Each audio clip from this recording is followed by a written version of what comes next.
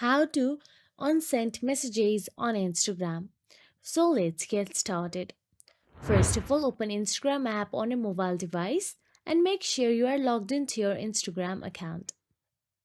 Now, once inside the Instagram app, simply tap on the direct message at the top right corner of your screen and from the list of conversation, choose one from which you want to unsend the message from. Now, scroll down and simply tap on the message. Now, once inside the messages, all you have to do is long press on the message you want to unsend. Then you'll get to see a drop down options available on your screen. Make sure to long press on it.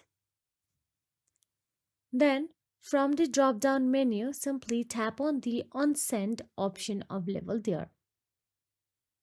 And that is it. If you found this video helpful, please like, share and subscribe, and thank you so much for watching.